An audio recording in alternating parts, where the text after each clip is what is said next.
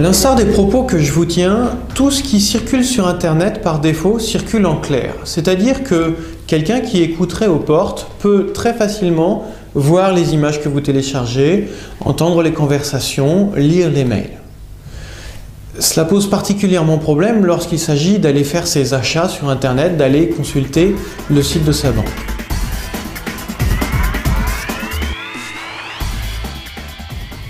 C'est donc à ce moment-là que rentre en jeu la sécurité et le cryptage. C'est-à-dire qu'à ce moment-là, vous allez préférer discuter avec des sites qui vont vous proposer une sécurité. Comment fonctionne cette sécurité?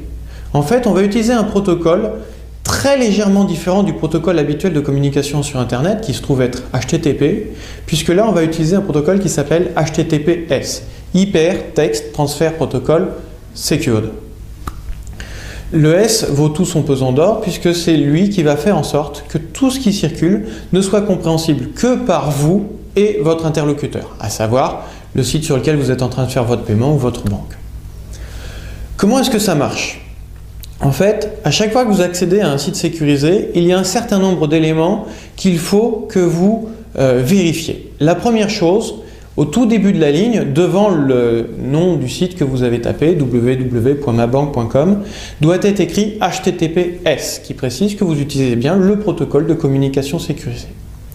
Aussi, en bas à droite de votre navigateur ou juste après l'adresse sur les navigateurs modernes, doit apparaître un cadenas. Ce cadenas est censé vous garantir la sécurité de la communication. Comment? En fait, on utilise ce que l'on appelle un certificat qui va vous assurer de votre interlocuteur. C'est-à-dire que grâce à ce certificat, vous devez être certain que vous discutez bien avec votre banque et non pas avec un usurpateur. Comment? En fait, il y a 3 points. Le premier, c'est la date de validité du certificat. Les certificats sont délivrés aux organismes pour une certaine période. Après expiration, les organismes doivent les renouveler.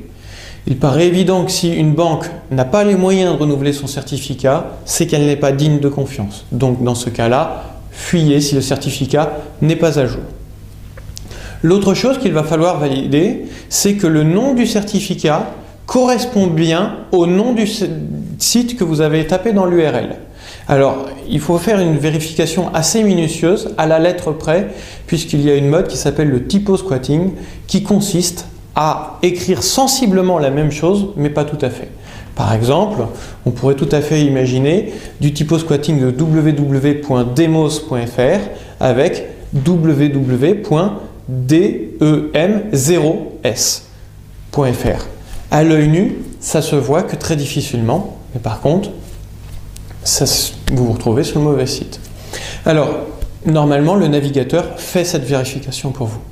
La dernière chose, et ça c'est le navigateur qui vous aide, le certificat est délivré à l'organisme par ce qu'on appelle une autorité de certification. Ces autorités de certification sont très réduites dans le monde à être habilitées à délivrer les certificats. Votre navigateur connaît par défaut la liste de toutes les autorités de certification habilitées dans le monde.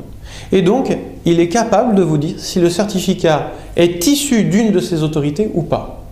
Si le certificat n'est pas issu d'une de ces autorités, ça veut dire que l'organisme n'a pas fait appel à ces autorités de certification et donc vous ne pourrez pas être certain qu'il s'agit du bon interlocuteur.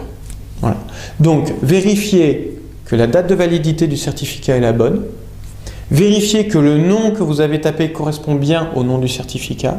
Et ensuite, vérifiez que le nom de l'autorité de certification est bien reconnu par votre navigateur. Si un seul de ces 3 points n'est pas conforme, ma recommandation, ce serait plutôt d'aller voir ailleurs, dans une autre banque, ou acheter en ligne ailleurs, puisque vous n'avez pas à l'évidence affaire à un site qui est complètement sécurisé.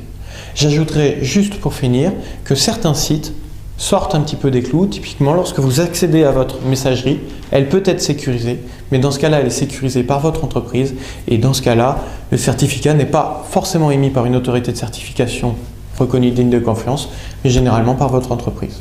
Dans ce cas-là, vous pouvez admettre de faire une exception.